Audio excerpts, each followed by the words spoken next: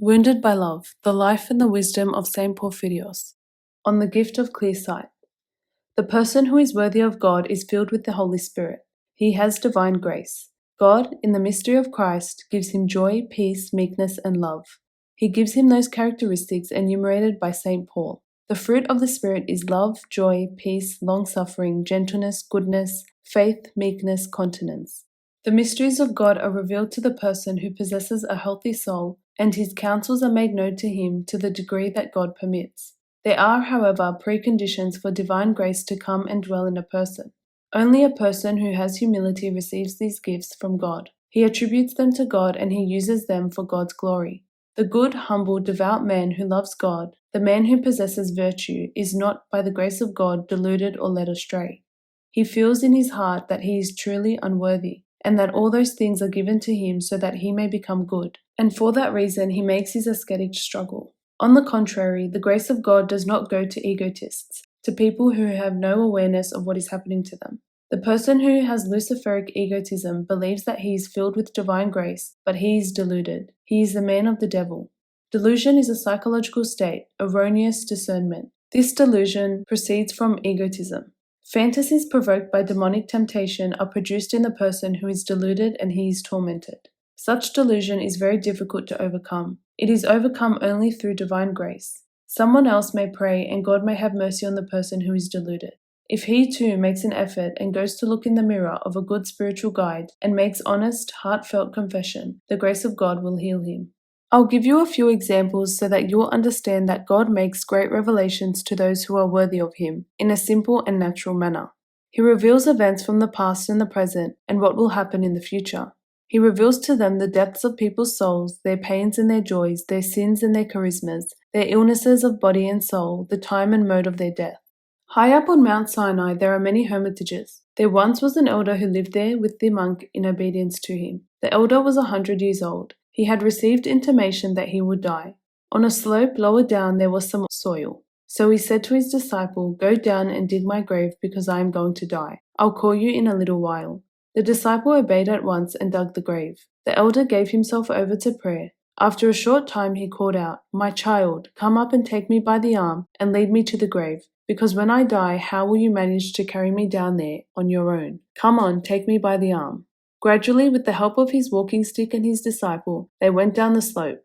When they arrived at the grave, he said, "Hold me now, hold me." And with his disciples' help, after they had first embraced each other and bidden each other farewell, he descended into the grave. He went into the grave, laid down, closed his eyes, and as he prayed, he gave up his spirit. You see, these things seem incredible, and yet they happened. Many saints were given the grace by God to transport themselves to other places as they desired and to go there, whether in the body or out of the body, and to be seen by others. Father George, the abbot of the holy monastery of Mount Sinai, was ill at one time. He had, however, a strong desire to go and receive Holy Communion from the Patriarch of Jerusalem. At that moment, some of his disciples went to his cell in Sinai and asked him if he would be able to come to the church. "No," he replied, "I won't come." As soon as they had gone, the elder was left alone in body, but in spirit, with his mind, he went to the Holy Church of the Resurrection in Jerusalem and attended the liturgy there. He saw the Patriarch entering the sanctuary, and all the priests and deacons and bishops there saw the abbot during the divine liturgy.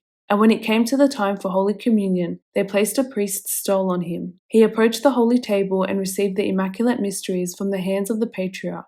When the communion was over, Father George passed next to the Patriarch, who said to him, "At midday I'll expect you in the refectory." Father George didn't speak, but made a reverential bow.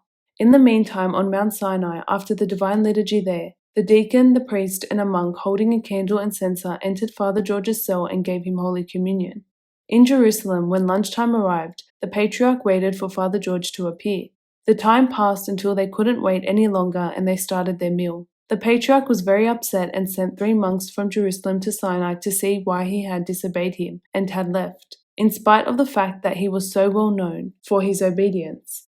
The Patriarch's envoys arrived, and as soon as they entered the monastery, they said, "Your elder came down to Jerusalem and received communion in the Church of the Resurrection. We all saw him there, and the Patriarch invited him to dine with him, but he left. The Patriarch was very upset and sent us to reprimand him for his disobedience." The monks in the monastery were taken aback. Whatever do you mean? They asked. Our elder hasn't been out of the monastery for the last 50 years. You're obviously mistaken. No, they insisted, we all saw him. Come then, and we'll take you to the elder and we'll prove to you the truth of the matter. As soon as the envoys saw the elder, they communicated the patriarch's displeasure. The elder didn't speak at first, but then he said, Tell his beatitude to forgive me, and give him a joyous message. God has revealed to me that in 6 months we will be together, so tell him to prepare himself. You see how the abbot of Sinai went to Jerusalem without knowing himself whether it was in the body or out of the body, but at all events people saw that he went. Many of our saints also communicate at a distance and pray together. All is done by the grace of God. With the grace of God, distances are abolished. I tell you many things that are deep, inner, and personal. Perhaps some people might misconstrue me for not keeping secret those experiences which God reveals to me and for telling so much. They might say that I am self-seeking for telling about my experiences. I do it out of my love for you, my children. I do it for your benefit, so that you may set out on this path. What does Solomon the wise say? He expresses this somehow or other. He says, Neither will I walk with consuming envy, for such a man shall have no communion with wisdom. And yes, he says, I shall not hide mysteries from you. Wise Solomon does not want to hide the wisdom of God. God moves him to reveal the mysteries of wisdom. St. Paul says this in his letter to the Romans, For I long to see you that I may pass on to you some spiritual gift in order for you to be supported, that is, that we may be mutually encouraged by each other's faith, both yours and mine. To pass on means, have you received something? Then pass it on out of love. You don't believe that you have something of your own? It belongs to God and you pass it on.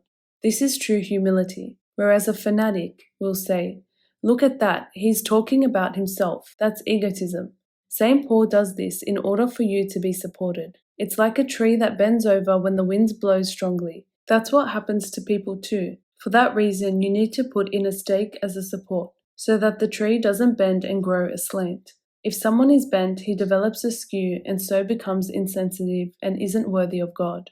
Of course, silence is best for the mysteries which God reveals within us. But, you see, what happened to St. Paul can also happen to us. St. Paul says, I have been a fool. You forced me to tell you this out of my love.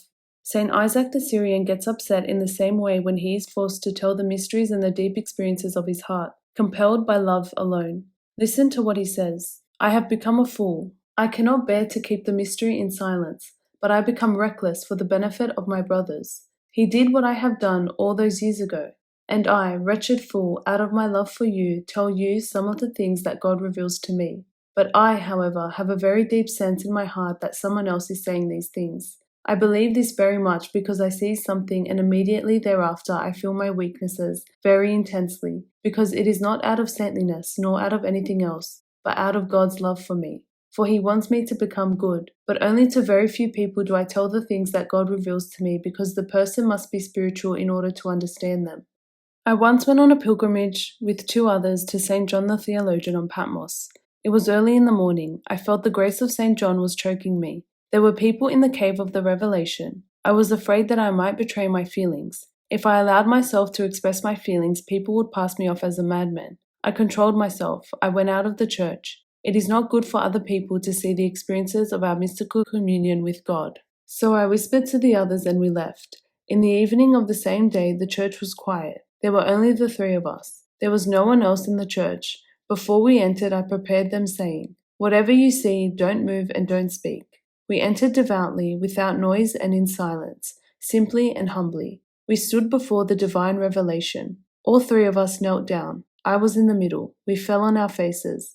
We repeated the Jesus prayer for about 15 minutes. I felt empty, no emotion, nothing, desolation. The adversary, the devil, had understood and wanted to impede me. These things cannot come about by plan, I thought to myself. I repeated the prayer. I wanted the prayer, or rather, I neither said the prayer nor did I want it, because when you say the prayer and desire it, the adversary sometimes realizes it. It is a very delicate matter. You cannot ignore the adversary on your own. Even to ignore him, you need to do so with divine grace. It's something inexplicable.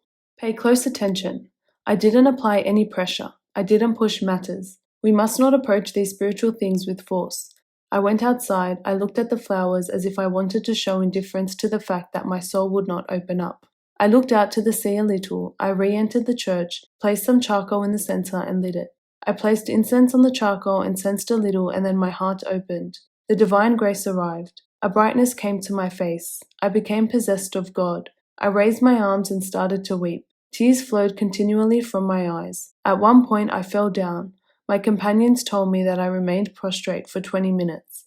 This miracle that happened to me on Patmos is a great mystery. It has great significance. I saw the event of the revelation. I saw St. John the theologian and his disciple. I experienced the event of the divine revelation exactly as it happened.